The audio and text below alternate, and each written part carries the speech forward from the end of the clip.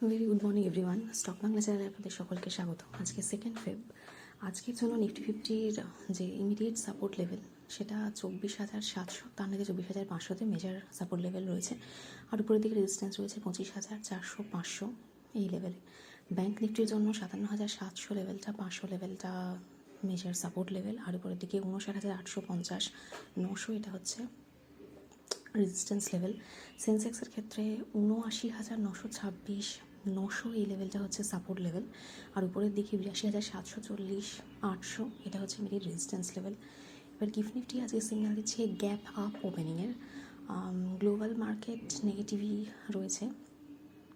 তো এবার আজকে ইন্ডিয়ান মার্কেটে কালকে বাজেটের জন্য খোলা ছিল, যথেষ্ট নেগেটিভ, সব সেক্টরই নেগেটিভ ছিল। তো আজকে ইন্ডিয়ান মার্কেটে দেখা যাক এরকম কি মুভমেন্ট দেয়, যে এই সেক্টরগুলো আজকে দেখার কথা। যেমন আর মেনলি আজকে জিনিসটা দেখার কথা সেটা হচ্ছে এফআইআই। মানে আগের দিন আমরা এফআইআই সেলিং দেখলাম, কিন্তু তার ভলিউম খুব কম ছিল। এবার যে মেন ব্যাপারটা হচ্ছে এসটিটি যে ট্যাক্স সেটা বাড়িয়ে দেওয়া হয়েছে ফিউচার অ্যান্ড অপশানে। ফিউচারের ক্ষেত্রে ট্রানজ্যাকশনের ক্ষেত্রে আমরা 150% ওটার বেড়েছে সেটা দেখছি, আর অপশানের ক্ষেত্রে 50% এরকম বেড়েছে দেখছি। মানে 0.02% থেকে 0.05% করা হয়েছে ফিউচারে, আর অপশানের ক্ষেত্রে 0.1% থেকে 0.15% করা হয়েছে। এবার যে এরকম সিকিউরিটি ট্রানজ্যাকশান ট্যাক্সটা যে বাড়িয়ে দেওয়া হলো, তার জন্য যে মানে যখনই ট্রানজ্যাকশান হচ্ছে সেখানে ট্যাক্সটা বাড়লো। তো সেক্ষেত্রে এফআইআই বাইং মানে সেলিং দেখা যাক যে যা ছিল সেটাই কন্টিনিউ থাকে না আরও বাড়ে। তো সেটা আজকে মেনলি একটা দেখার ব্যাপার থাকবে। এছাড়া এলটিসিজি, এসটিসিজি এদের এই যে কিছু একটা ঘোষণা করা হবে, এই যে একটা আশা ছিল বাজেটে, এসব কিছুই হয়নি, সবই আনচেঞ্জড। এছাড়াও যে সেক্টরগুলো মানে আগের দিন ভীষণ নেগেটিভ ছিল, যেমন তার মধ্যে রেলওয়ে সেক্টর, যদি ফার্স্ট বলি রেলওয়ের সমস্ত স্টকগুলো, আইআরএফসি ছিল, রেল বিকাশ সেই স্টক, আইআরসিটিসি, রেলটেল, ইরকন, এগুলো সবই প্রায় 6 থেকে 7% মতো নেগেটিভ। মানে হ্যাঁ, ক্যাপেক্সের ক্ষেত্রে গ্রোথ হয়েছে 10%, আগের বছরের থেকে 10% গ্রোথ আমরা দেখতে পাচ্ছি, কিন্তু মার্কেট মেবি আরও বেশি গ্রোথ আশা করেছিল। তার জন্য আমরা এগুলোকে নেগেটিভে মানে দেখলাম যে যখনই ঘোষণা করা হচ্ছে তখনই আমরা কালকে অনেকটা নেগেটিভে থাকতে দেখলাম। এবার আজকে আমরা দেখবো যে কতখানি কী আর আজকে এরকম মুভমেন্ট হয়। কিন্তু কন্টেইনার ম্যানুফ্যাকচারিং ক্ষেত্রে মানে কন্টেইনার কর্পোরেশন অফ ইন্ডিয়া যেটা, তার ক্ষেত্রে আমরা দেখেছিলাম 10,000 কোটি মতো 5 বছরে যদি ইনভেস্ট করা হবে, সেই জন্য ওটা কিছুটা বেশি ছিল। তো রেলওয়ে স্টকগুলো আজকে দেখার থাকবে। এছাড়া রিনিউয়েবল এনার্জি স্টকগুলো রয়েছে, সেগুলোকেও আমরা অনেকটা পড়তে দেখলাম। তার কারণ হচ্ছে মার্কেটের এক্সপেকটেশন আরও বেশি ছিল, যতখানি ইনভেস্ট করা হচ্ছে তার থেকে অনেক বেশি মার্কেট এক্সপেক্ট করেছিল, কিন্তু সেই এক্সপেকটেশন অনুযায়ী কিছু দেওয়া হয়নি। সেই জন্য আমরা সেখানেও অনেকটা নামতে দেখলাম। 3% কাছাকাছি প্রত্যেকটাই রেট ছিল। আজকেও আমাকে খেয়াল রাখতে হবে আমাদেরকে যে কতখানি কী হচ্ছে। এছাড়া গ্রিন হাইড্রোজেন মিশনের ক্ষেত্রে আমরা অ্যালোকেশন যা দেখতে পাই, মানে যা ছিল 600 কোটি, সেটাই আনচেঞ্জ, আর কি কিছু চেঞ্জ হয়নি। ডিফেন্স বাজেট, যেটা সব থেকে বেশি আশার এবছর ব্যাপার ছিল, যে ডিফেন্স বাজেটের অ্যালোকেশন আরও বেশি বাড়বে। সেক্ষেত্রে আমরা দেখছি যে মোটামুটি 15% আগের থেকে বেড়েছে। মানে ডিফেন্সই হয়তো সব থেকে বেড়েছে সেটা ঠিক, কিন্তু মার্কেট আরও আশা করেছিল, সেই জন্য মার্কেট খুব ভালোভাবে রিয়াকশান দেয়নি। ডিফেন্সের স্টকগুলো আমরা যদি দেখি 6-7% কাছাকাছি ডিফেন্সের স্টকগুলো পড়ে গেছে। এমটার তো এখন মানে নিজের অল টাইম হাইতে আছে, এমটার তবুও ঠিকঠাক ছিল, গ্রিনে ছিল, রেডে ছিল না, কিন্তু বাদ বাকি ডিফেন্সের স্টকগুলো সব কটা আমরা দেখছিলাম নেগেটিভে রয়েছে। তো মানে যা আমাদের ক্যাপেক্স দেওয়া হচ্ছে সেটা এখনও $100 বিলিয়ন নিচেই রয়েছে। তো সেটা হয়তো মার্কেট এক্সপেক্ট করেছিল আর অনেকটা বেশি হবে, সেটা হয়নি। তো ডিফেন্সের স্টকগুলো আজকে দেখার থাকবে। এছাড়া ইনফ্রাস্ট্রাকচারে যে আমরা ক্যাপেক্স দেখছি সেখানে 8.8% জাম্প রয়েছে, অতটাও নয়, মার্কেট হয়তো আরও এক্সপেক্ট করেছি, মানে সব কিছুরই এক্সপেকটেশন একটু বেশি বেশি ছিল, সেই এক্সপেকটেশন অনুযায়ী কোনোটাই মেলেনি, সেই জন্য আমরা নেগেটিভে এগুলোকে সবই দেখলাম।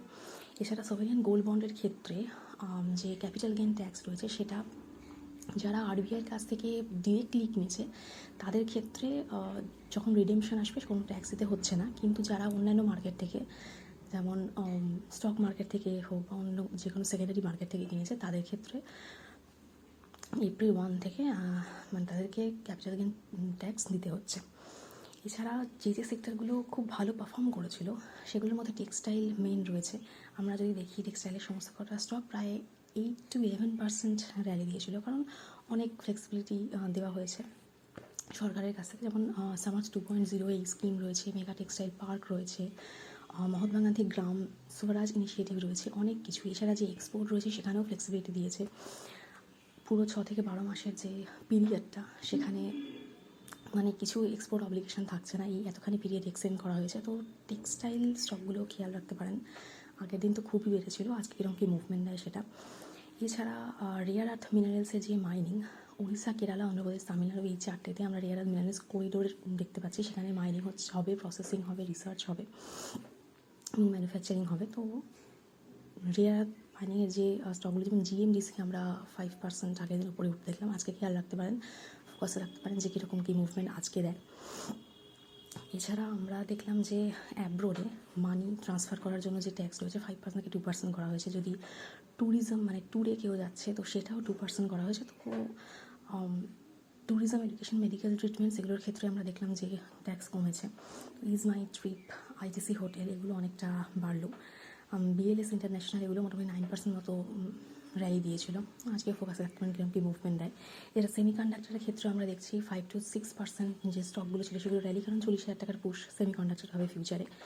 তো কেইনেস টেকনোলজি, এসপিইএল এইগুলো খেয়াল রাখতে পারেন।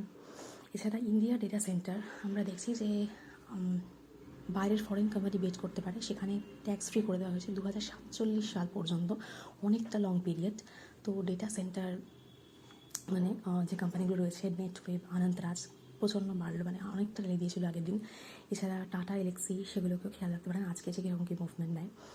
এছাড়া আজকে আইটি সেক্টর দেখার থাকবে, কারণ আইটি সেক্টরের ক্ষেত্রে আমরা দেখেছি যে 2000 কোটির সেফ হারবার মার্জিন বাড়িয়ে দেওয়া হয়েছে, সেফ হারবার মার্জিন।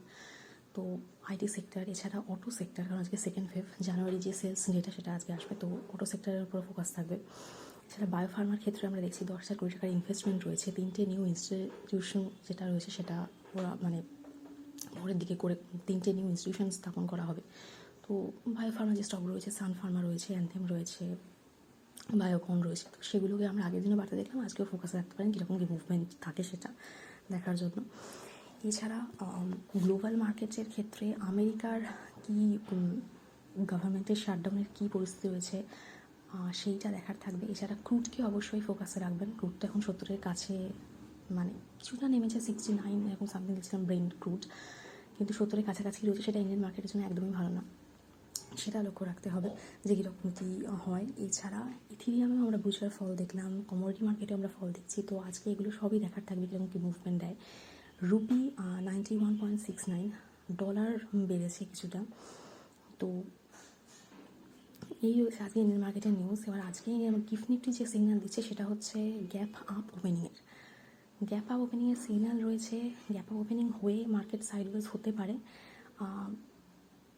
আরও নিচে নামবে সেটা তো এক্সপেক্টেড নয়। এবার এফআইআই ডেটা কী বলে আজকে সেটা খুব দেখার থাকবে, তার কারণ হচ্ছে এসটি যেহেতু বাড়িয়ে দেওয়া হয়েছে, এফআইআই সেলিং আরও বাড়ে কিনা সেটা একটা মেজর জিনিস দেখার জন্য আজকে। তো আজকে আমি ভিডিও এখানেই শেষ করছি। প্লিজ আমার ভিডিওর উপর ডিপেন্ড করে কোনো ইনভেস্টমেন্ট করবেন না, আমি কোনো সিভিল ইনস্টিটিউশন অ্যাডভাইজার নই, শুধুমাত্র এডুকেশন পারপাসে ভিডিও করা। দেখা হচ্ছে নেক্সট ভিডিও।